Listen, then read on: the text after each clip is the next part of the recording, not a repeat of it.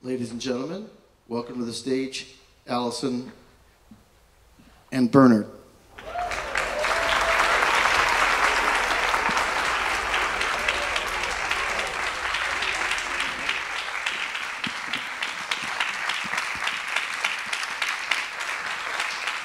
I think they're quite impressed. They feel like they know you and you've been here before, but I'm going to start off. What we're going to do is we really want to get through some things, but then we want to open it up to the audience, and we might even want to turn the house lights on a little bit out there so they can see, and people that are going to ask questions pretty soon. So I just want to start out by having each of you introduce yourself rather than me. So we'll start with you. I'm Bernard MacMahon. American Epic was my first full-length feature documentary. We're based out of Los Angeles. We're in post-production on our next film at the moment. And this is my producer, Allison McGourty, who is really the architect of the film. It was her idea to do it. I was interested in the subject matter, but she was the person that came up with the idea of doing the film and brought me to meet a kind of very prominent British filmmaker in order for him to persuade me that there was a good film here. So it really is a female-led production, and we're kind of all very much in awe of Alison. And we just try to do what she says as efficiently as possible. Okay, now I just applause. But I just really wanted now for you to introduce yourself, because apparently you don't really know how to pronounce her last name. And I don't really know how to pronounce your first name. So, well, my name's Allison McGourty. I'm the producer, co-writer. Speak into the microphone. Can you hear me now? It's directional. Oh, directional. There you go. My name is Allison McGourty. I'm Scottish, but I've spent most of my life in London, and I now live in Santa Monica, on the edge of Los Angeles. I'm the producer, co-writer with Bernard of the American Epic series, and the music supervisor. And prior to making this film with Bernard, I spent some time at the BBC in the documentary division. Before that, I worked at Reuters Television, and all across. I don't know what to do with this. About there, that's good. There you go, like this. There, about there. Can you hear me okay if it's like this? Like this. There we go. Foot away. Thank you. So yeah, but the most important thing I've been asked since I got here is, am I related? How do I pronounce my name, McGourty? Is it McGourty or is it McGourty? So it doesn't matter either way. If you're Scottish, you say it McGourty, but if you're English, you say it or American, you can say McGourty. But I would like to know what the pub's called. How do they call it here? McGourty's. We're from the south here. McGourty's. McGourty's. Okay, Yeah. I'll have to go and check that out later. Yeah. Yeah. She's always watching you. That's what I felt when I was here last year and I arrived at that pub. Also, special thanks to Scott and Gail Lane. They're staying with them. They stayed with them in the past, and they've been very, very nice. And I don't think they're here or not. But thank you to them. It's been great. So I'm just going to, I don't want to focus on exactly what American Epic was. Most of you've seen it. I'm very interested as a film festival and filmmaker in what we do, is talking about the development and how this came about. In major motion pictures, sometimes people spend too much time focusing on the actors and not the writers and the producers and how this thing came together. So what I'm going to start off with, I'm going to walk through a few things, and then we're going to open it up. I find it fascinating that for at least a decade, both of you were very interested in this concept of American Epic. And one thing I wanted to ask you is, how did you come up with the name American Epic? I came up with it, and it just arrived one day. I was looking for something that would say what it was in the tin, and that the title encapsulated. And so it's a fundamentally American story. It's about things that only could have happened in America. It's about America's technological innovation, America's musical and ethnic contribution to the kind of the cultural debate of the world. And it's about how America sort of shaped the way that the world communicates in the early 20th century. So American was the beginning, and then the scale of the film involved years of travel across maybe 48 states, researching over 100 stories to whittle down to 9. So it was a kind of an epic journey. And so I figured the impact of what they did then was epic.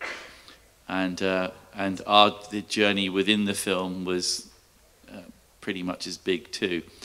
So I just find it fascinating that you guys are relatively young people and from another country, but you have such a great knowledge base of early music, blues, and it's such an appreciation for it. Now, you started working on this thing probably at least 10 years ago as a project. Before you wrote it, you came up with a concept. And can you tell me just a little bit about that? Well, one of the, how's this mic working? Can you hear me? Good, thank you.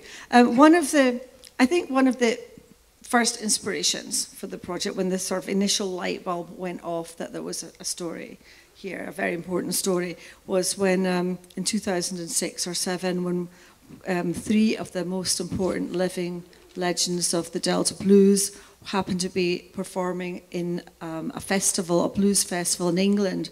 And we found out about it from a journalist friend of ours called Garth Cartwright, who let us know that, he said, "Oh, Alison and Bernard, you should be going to this. That's that music that you like. There's this festival up in the north of England."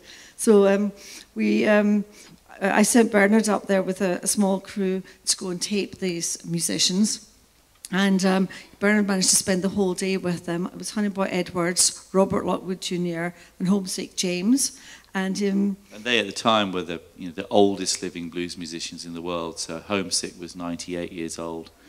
Yeah. And it seems like this festival was organized by a person who was wealthy and. No, I know. But just to finish the story, so Bernard had spent the day interviewing these people because nobody else in England seemed to know that they were there, so there's no other press. So when Bernard met their manager, Michael Franks, at this festival and asked for an interview, he expected to get an hour with them at the most. But he said, yes, have as much time as you want, because there's nobody else here. So it was really fortunate because Bernard got to spend at least a couple of hours with each of them individually and then together. And the stories they told from before the Great Depression and from the 1920s of their lives was just absolutely extraordinary. You only see a couple of minutes of it in the film, but imagine 6 hours of listening to people of that age and that experience talking about their lives and where they came from. And it was absolutely remarkable. Well, a few months later, unfortunately, one of them passed, and then another 6 months after that, somebody else passed away. And that's when Bernard and I thought, we need to tell this story now, otherwise, because this is the last time this story can be told before everybody that was there is gone. So that's when we decided that we had to go out to capture and interview the testimonials of the last remaining musicians from that period. So that was really the beginning. Great. So you traveled from Cleveland to the Gulf and all over the place, looking at music. Now you have someone I want you to talk about. It's Jeff Rosen. And tell me how he impacted this. Well, before I talk about Jeff Rosen, the first film trip we did was from Cleveland, Ohio, down to the Gulf of Mexico. And then the second film trip we did was from New York to Hawaii. So it was like it was done in like two stages, 2 epic stages from north to south, and then from east to west. And the last one, the second trip, was 45 days, when we were really zooming across all these states. Yeah, I mean, America's, to people coming from our tiny little island, it's like an incredible country. And we had this amazing experience of literally driving from state to state across the whole country. And I don't know if any of you have had the pleasure of doing that in a way where you're really kind of interacting with people, particularly the elderly people. But the 20, 30 miles across the state line, the geography of each state just completely changes, so it's almost unrecognizable from where you've been before. The accents are totally different. Yeah, when you're in Louisiana, I mean, it's like you're on another planet. When you get to the Hopi in Arizona, it's like you're in another universe. And so the idea that all this is governed by one person in Washington is kind of mind-boggling, you know? It's such an incredibly different collection of people. And so we coined a term, geographonics, for how the music of America sounds like these amazingly different places it comes from. But as you were saying, with yeah, so I mean, I was going to talk about the geographonics thing as well. The sound, whenever you travel from these state to state to state, and also the foods, the cultures are different, the food's different. It's almost like different countries. Might as well be different countries. And then, as Bernard mentioned, geographonics, the music sounds like the place it came from. So, for example, the music of Hawaii is very sort of song-like and lilting and beautiful, like the wonderful paradise that reflects the flowers and the waves lapping on the beach, whereas the music in the Mississippi Delta has got a totally different rhythm that feels heavy, like the weight of the humidity and the heat of the sun is weighing down on you. And then the music, for example, in West Virginia that came out of the minefields of places like Logan County has a completely different sound again, because there it was a really noisy and harsh environment. And you notice that, we noticed that as we went from state to state, and there wasn't a word to describe it, so Bernard coins geographonics, the sound of the music that comes from the land. That's really, well, that is amazing, and it's amazing to me how you have ears and eyes and you notice these type things. About Jeff Rosen? Yeah, I think that, so you were doing this research and you have a good friend, Jeff Rosen, and I want to ask you about that and then how that kind of launched you to the next people down the line. Why don't you tell them who he is so you can sweep up the names from the stage with a dustpan. Surprise, but Jeff Rosen was Bob Dylan's manager, and he still is. He still is. And a very highly regarded person in the music industry. And so you are friends with him, and that activated a conversation or a meeting with him to just... Well, after many years of Bernard's deep research into these stories and the artists, he uncovered some incredibly important footage and photographs of influential musicians that had never been seen before, yet had... these artists had been covered by Bob Dylan, by Bruce Springsteen, by the Grateful Dead, by pretty much all famous, well-known, influential artists. Yet the original recorded musicians from the 1920s, like Dick Justice, for example, or the Bro Brothers in Louisiana, photographs had not been seen of them before, or footage. So Bernard had uncovered this piece of history that had gone missing. And once we had compiled and decided which stories we were going to tell, we thought, well, how are we going to launch this? Because it's sort of an esoteric subject. This is before Mumford and Sons were big. This is before the Lumineers. So this was not going to be a fashionable topic or commercial one to sell to a broadcaster. So we thought, how do we do that? And we decided that the best place to go is to the most influential person in the music business, who happens to be probably Jeff Rosen, certainly most highly regarded by everybody. He's a prince of a man. So we got a meeting with Jeff, and we came fully prepared and told him what we'd found and how we'd found it and how we'd done all of our preparation and our research. And it just shows that when you go and have those opportunities and doors open, that you come really prepared to take advantage of an opportunity like that. And then I think the other message is that it is then wonderful if you can then have a mentor who can help take you to another level. So to filmmakers, I would say that's two of the most important things, being prepared. And then if you're starting out, try and find a mentor who can guide you into the right area and just give you a helping hand. And we were talking about how they know that rule of being prepared, but sometimes they have a big moment where they suddenly are facing some other new surprises, and I think Jeff sent you down to T-Bone Burnett.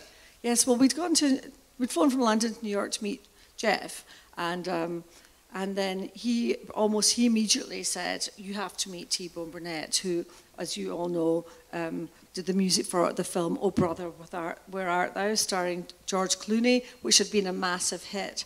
And he knew that T-Bone Burnett, his name behind a project like this and his endorsement and support would mean everything. So he said immediately, he phoned T-Bone's manager, Larry Jenkins, there and then, and told him about the project, and they literally said, okay, come on over. So I think within a couple of days, Bernard and I were on a plane from New York to Los Angeles, and met Larry, and he said, come on down to the Village Recorder studio. So literally, this all happened very quickly within a matter of days. So we arrived at the Village Recorder studio, which is in Santa Monica, and clutching our footage and our pack of photographs and our notes, and very nervous indeed. And we walked into the studio, and there was these two bodies. We could just see their backs. We didn't know who it was. Just backs hunched over a sound mic desk, and they were recording something. And then both figures spun around, and one was T-Bone Burnett, and the other one was Sir Elton John. And then Elton said, oh, I've been hearing about this incredible project. Do you mind if I sit and listen? So Bernard then had to present to not only T-Bone Burnett, but also Elton John at the same time. So fortunately, he was ready, and he took them through the journey that we'd done, and the research, deep research, and some of the incredible things that we'd found. And of course, they're both probably the most knowledgeable people on the planet about music, and so they appreciated how important this was as in terms of music history and the world's culture. So Elton immediately said, you know, anything you want, you need any help, I'll be there. Just let me know. Wrote down his number. I said, call me anytime. And then I got the next part. If I wanted to say your next surprise was where they sent you from there. Yes. So then a couple of days later, we were sitting with T-Bone having breakfast, and he said, "Oh, there's this person in the film industry who has always wanted to make a music film, but never has." And so I was sitting talking to him, and I pitched him a few ideas, a film about. I can't remember. He threw out a few names of biopics, music biopics about famous musicians like Roy Orbison, one of them. Roy Orbison, Buddy Holly, various things like that. Buddy Holly. And this person went, and then T-Bone thought, yeah, wait, I've got this. Well, I've got another project that I've just been come on board with. It's called American Epic, and it's about anyway. He told him about American Epic. And Robert Redford said, wow, that sounds fantastic. Do you think they would come and meet me? Oh, my God. And so when America first... So then a few days later... he had this office in Santa Monica, and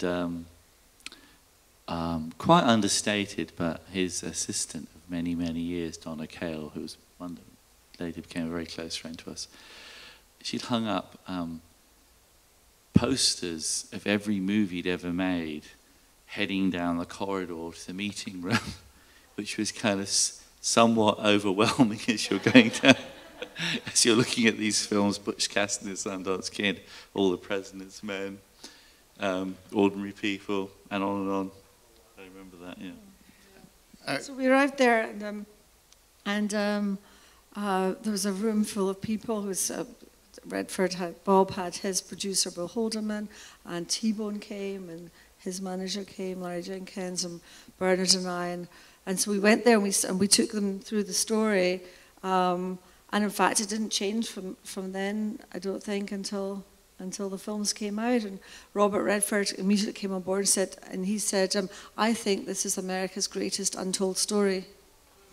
That was the meeting where he actually said that. And then he was about to head off to Vancouver to film, so he said, you can move in and use my office here in Santa Monica as your base. And so we moved. he departed to Vancouver for filming, and we moved into his office to use his conference room and his desk and his facilities. He said a very, something that's become very, very, one of those, you know those comments in your lives, whatever your field is, there'll be someone, an old man or woman or something that was in that field, and they'll just say something to you and it'll stay with you. And you kind of go back to that little piece of advice. And I think I was having a conversation with him about the amount of subjects that we were researching for this film. As I said, over 100 different musicians and their families we were talking to, knowing that we'd have to whittle this down to 10.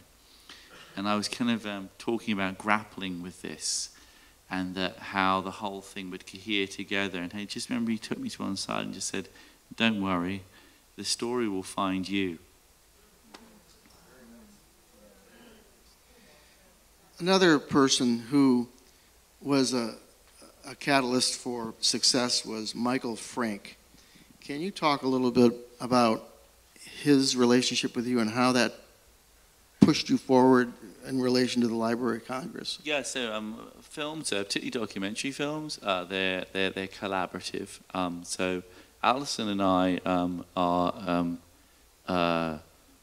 work very closely together creatively. As I said, she generally has the ideas, and we carry the coal to the engine to make it move. But she basically, you know, that the films come together because you have a team of people that you're talking. It's not like writing a novel. And so hopefully where there's all the editors and these various different people coming together. And so with a documentary, you need to have sometimes literally hundreds of people that you have close relationships with that can provide you with really rare material, and they have the trust to do so. And Michael was one of them. So Michael came about that he was the manager of those old blues musicians, and the guy that I had to talk to set up the interviews with them before there was American Epic. And because that had gone well and we'd struck up a good relationship with him, he midway through the production revealed that he'd been contacted by the Library of Congress. And I think Alison mentioned one of those old bluesmen was a guy called Honey Boy Edwards, who I think was like 94 when we interviewed him. And obviously we were looking for footage or photographs of these guys from the 30s, and there was nothing out there for any of them apart from Lockwood. And the Library of Congress had been going through a whole bunch of color film footage that Alan Lomax had shot for the Library of Congress in 1940. And one of the reels was just marked, I think it was like honeybees or something. And they just he just shot some footage of hedgerows. And someone just pulled that reel off and looked at it. It had been there for decades, and looked at it, and there was a musician playing guitar. And they posited, maybe that's not honeybees, that's Honey Boy Edwards. And so his manager was brought in. This was found after Honey Boy had sadly died. And he brought Michael in, and Michael contacted me and said, "You're not going to believe it, but we've actually got footage, silent footage of Honey Boy Edwards on a street corner in Greenville, Mississippi, playing guitar with a harmonica around his neck." It's about 1940. And silent. Yeah. And so I managed to get this film. He gave Library of Congress permission on a part of Sonny Boy's estate that we could have this film. I think that was a provision with Lomax that the subjects of his film would have to grant permission, or their descendants.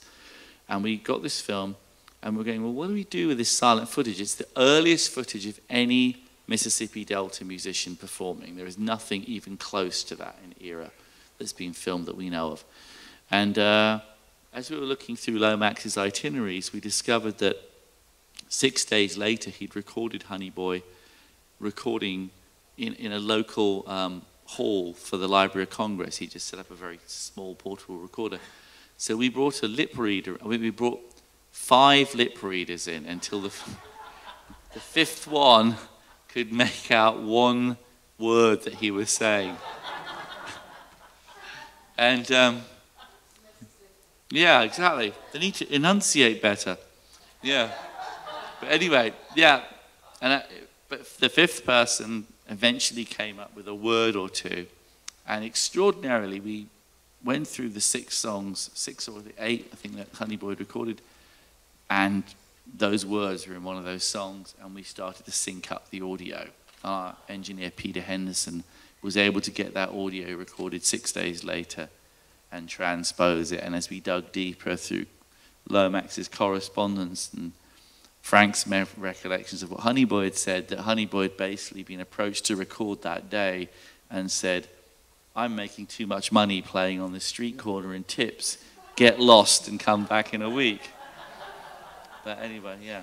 And the interesting thing is this particular story is just a minuscule part of what you see in the series is 5.5 hours of film, and there's across 9 stories, 9 family stories, from the Carter family, Mississippi Jug Band, the Hopi, and on, the Memphis Jug Band, on and on and on and on. So the research was done for every single one, and was done. We were helped by hundreds of people across America who had interests in the particular subjects, like Michael Kiefer, who helped us with the Hawaiians. I thought what was interesting is that we were dealing with the BBC and PBS, and it was kind of extraordinary that some of the stories that we thought of the 100 that were the best, this might seem mad if there are any filmmakers here, but when we started the stories, like when we'd actually been commissioned, there wasn't a photograph of the artist, or much less any film footage. So we were actually making a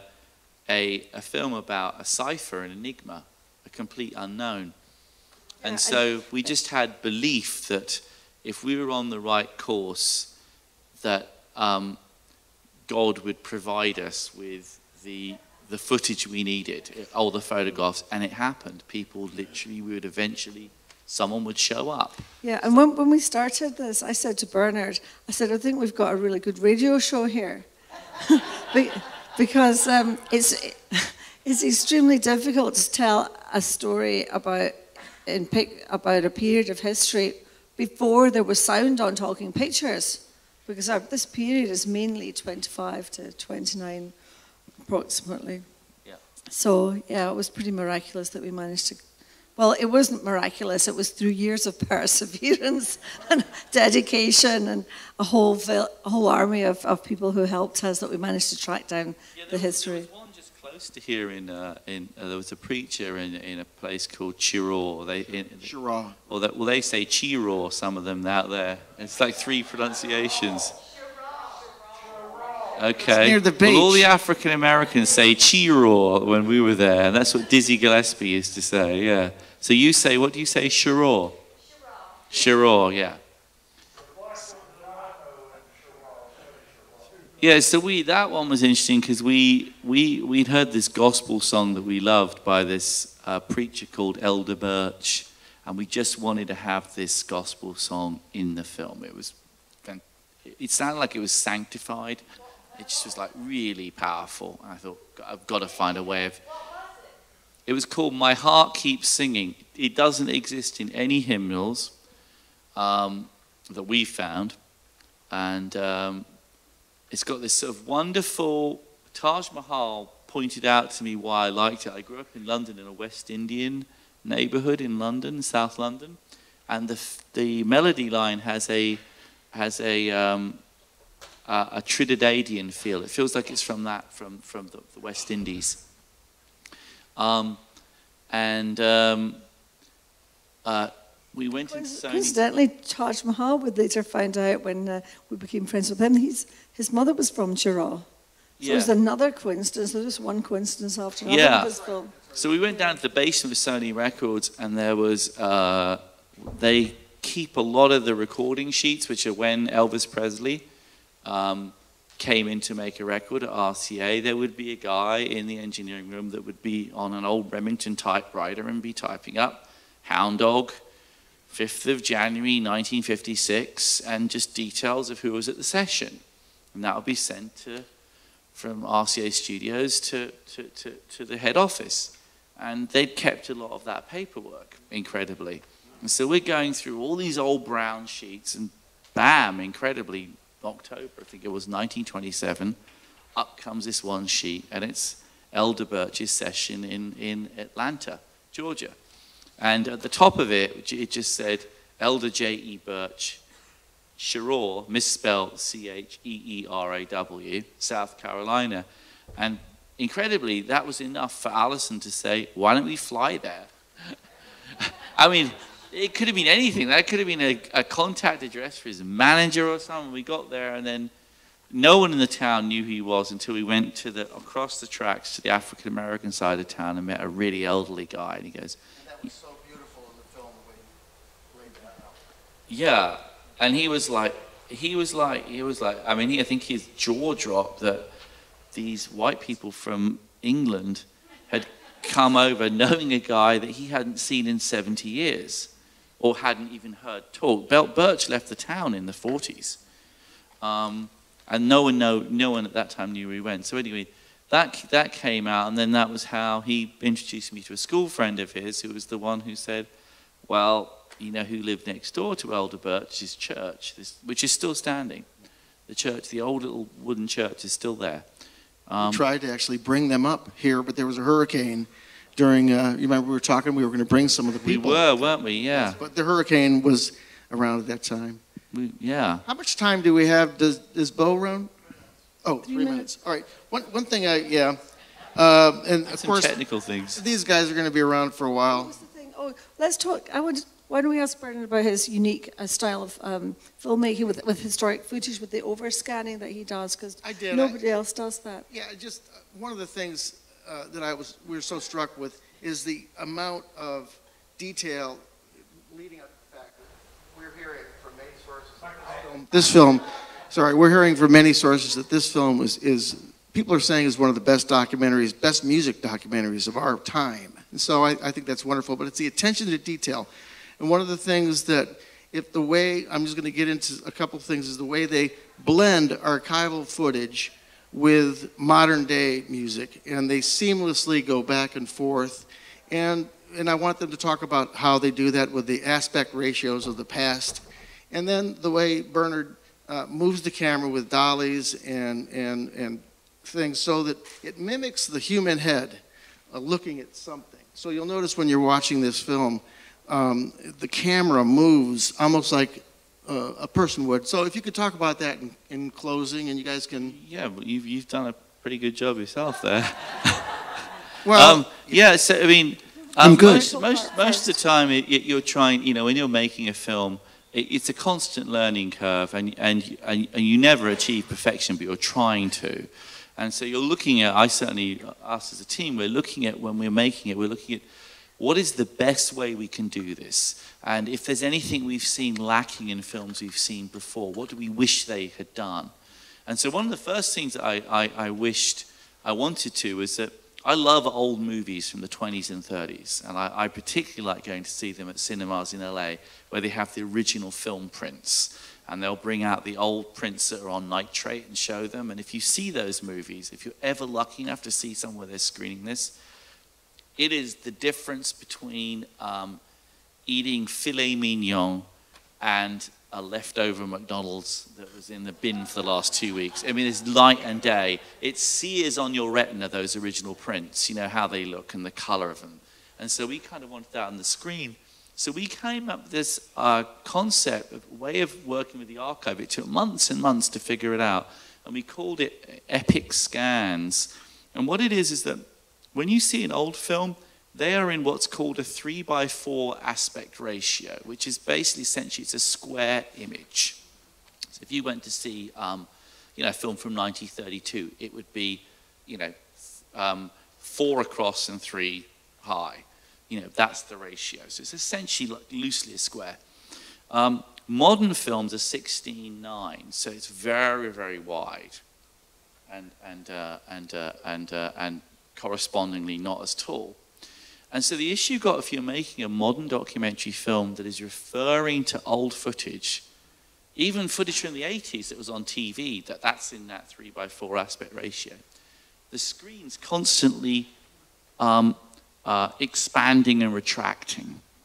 And so what a lot of filmmakers do is they punch into the image, the old image, and they literally crop off the top of that square image so it becomes like a letterbox. And you can imagine what happens when you do that is you fundamentally change the composition of what that photographer shot in 1980 or 1927. You're losing like at least a third of the picture. And it may not even be representational of what the event was. The other thing they do is occasionally they'll do it where they show it and they'll just have these big black bars. They're called pillar boxes at one side. And over the course of like a 5-hour series of documentaries, for me that gets very wearisome. Either looking at material that's been punched in is very blurry. And so what we did is we scanned the films, the old nitrate film, we'd scan it so that we had the entire piece of film, including the sprockets at the side. And then we would scan the leader, which is the black piece of film at the beginning, which has all the constituents of that original piece of film, but with no image on it. And then we would drop that footage at the side of the frame of the old footage. So you've got the old footage in its full square, and at the side isn't black, it's actually the grain of that actual piece of nitrate film from 27. So the screen is always full, and you're always seeing legitimate nitrate from 1927. And you're seeing everything and more of what they shot at that time. I've heard that's been called MacMahon scans now. I've read that on Wikipedia. Well, I've not got online yet, but yeah, okay. Yeah, that's MacMahon scans. Yeah, and so that was that. And then the dolly is just simply a method of like when you're shooting, when we were shooting American Epic Sessions with the performances, I just wanted to have the camera move as you would in the room when you were looking at someone. And if you're standing and I was talking to any of you, I would not be rigidly standing in one point the whole point. I'd probably be stepping a little to the left and the right, and I would have some perspective of you slightly from the left, slightly from the right, and center on. And so the camera in all the interviews is gently moving in what I'd call a polite social manner that you might have with somebody. And with the performances, the same thing. The music performances, it's a wider spread, but the camera never goes higher than the human, a 6'5" man could stand, and it never goes beneath the crouch, and it never goes closer than would be polite to approach Elton John. That's the best example. I've got a man off the stage in a black hat. Let's do like 2 or 3 questions from the audience. Oh, that'd be good. That's good. Yeah. But they're going to be here tonight, so feel free. And I'd like for them, you can ask about the box set that they have and so forth. Lights up. Bring the house lights up. Oh, it's fine. I can see everybody. I can see everyone. There's a question. How did you find the mechanics of the machinery to do the recording? And how long did it take to make that first machine? So Nicholas Berg, who is the engineer for the American Epic Sessions film, he had spent 10 years scouring the globe to find the parts to build it, to attempt to rebuild the machine. And when we met him, so it was a parallel journey as we were tracing the roots of the stories and the people. He was trying to rebuild the technology, and our paths came together, and we decided to then collaborate and work together. So he'd been working for 10 years on it and had most of the pieces, but there was a couple of pieces missing that he didn't have, and he didn't know where they were. But he said to me, he said, you seem to be able to find things. So he said that we need the Scully lathe. That's the one thing that seems to be missing, is the Scully lathe part, and that's the part with a disc that you actually record onto. So after Powered by a weight. Yes, it's powered by because they didn't trust the electricity. It was mechanically powered by weight. And, So we tracked down the Scully family, didn't we? Yeah, so we tracked down the Scully family, and do you want to tell that story? Well, we got to their house. We were just hoping they might have a picture because when Nick started, there were no photographs, so no one knew what we were building. So essentially, it would be, in terms of sound recording, this is just so you get the context of this. The machine that we rebuilt in this film, in which the artists record on, which made the first electrical sound recordings on the planet, which is now was adopted by every country around the world that released records, and is now the blueprint of how anything that you record is made, comes from that technology. That machine was first used to make pop records, but their goal was to have Hollywood take it on board and have sound on motion pictures. But Hollywood didn't want to do that because they thought this is going to be a huge extra expense. They won't sell these machines, they'll rent them. They wanted to charge a royalty in every film, so they can forget that. But when these records became so popular, Hollywood was forced to reconsider. So this exact same machine that nobody was seen was taken to America, to Hollywood, and put the sound on the first motion pictures. So it's basically the blueprint for everything you're watching this festival. This machine was the one that started it all and made it possible. When you were here last year, in some of the discussions we had, it became very clear that you had, I don't know, hundreds or thousands of hours of film that you've shot that you were not able to include in the final cut for the film. So the question is there any plans to do anything with some of this other wonderful footage that you must have as a follow-on? And that's really the question. Are there any plans to, because you must have some great stuff there. I mean, if that's the oak tree, they're at a seed stage at the moment. Allison was approached by the University of Chicago Laboratory Schools, and they started a year-long program teaching American Epic to kids from 5 years old to 18. 5 years to 18 years old. And they're teaching it multidisciplinary in music, of course, science, technology with the machine, history, geography, and a lot of the stories that touch on social issues like the mine wars, and the Hopi, and their battle to preserve their religions. They're using those in history classes as well. And so what started to dawn on us is that this huge archive, as more schools are approaching us to use it, we could put together funding to make that all the extended interviews and all the other things part of an enormous archive that schools and universities around the world, but particularly in North America, can access that. And so they want to go deep into the stories of West Virginia or Arizona or Hawaii. There's that material there. Yeah, so it's a big archiving project that we have to do, that we have to raise funding for, so that we can basically archive everything, metadata tag it, so that people can find it and then search for related photographs, footage, interviews. Yeah, it's quite a big project.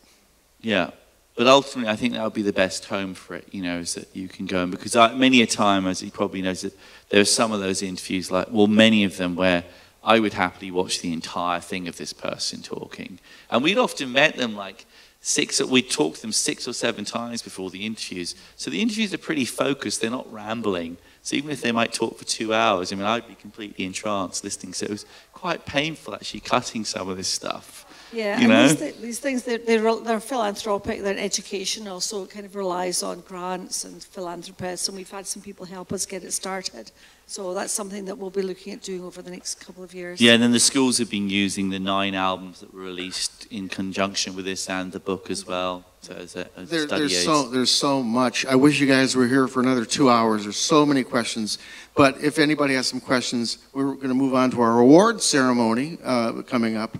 And I hate to cut this off because there's so much to talk about. He had a question. Oh, was there a question?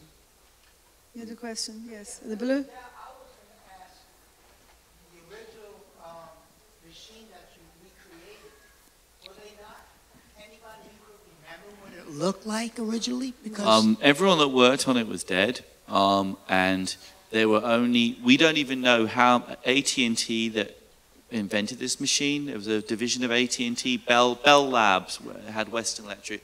and that was known as the Ideas Factory, probably one of the greatest think tanks of technological advancement in the history of the planet. They were sourcing people from all over the world to make these machines.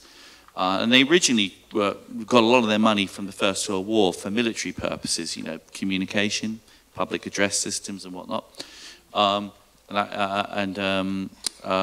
So yeah, but incredibly, when we got into the AT&T archive, none of these machines were there. They'd got the first telephone, they'd got the first video phone, the first transistor, you know, global changing event. None of these machines here. And we can only estimate, we think that initially when all the records were being made in the late 20s, we think maybe between 12 and 20 of these machines, and they were leased out. And so when the new technology came through, the next year they were brought back in. Our estimate is they were melted down and just destroyed. Also, much like British Airways, kind of, once they decided they were done with Concorde, they made sure Richard Branson could not ever get one of those engines. Everything was destroyed. Yeah, that was I ratified this. Is purely a theory about AT&T in this, but I ratified it after the Concorde story. I goes, it doesn't make sense. It's a huge, giant archive. It's like Raiders of the Lost Ark. Why isn't there one of these machines here? So we had to collect it from the broken parts from around the world. They were very secretive. None of the artists saw them because they didn't want anyone to know what they looked like. So they got a lot of money from leasing them out to the record companies who had to pay a royalty for every record sold. So they were very proprietorial about their technology. So when the artists recorded on them, they had a curtain down. And even when there was the odd photograph, Nick Berg told us that they were fake photographs of not even the exact machinery, so that nobody could copy it. So they did something in very secretive a trade mag. They'd be standing in front of other gear. Yeah, so they wouldn't let anybody see what it looked like. Because it was, yeah. I mean, this was like unique technology at that time. No one else had it, you know. So yeah, we had that, and eventually, yeah, that's how we put it together. So. Bernard and Allison, thank you so much for coming back to Tryon.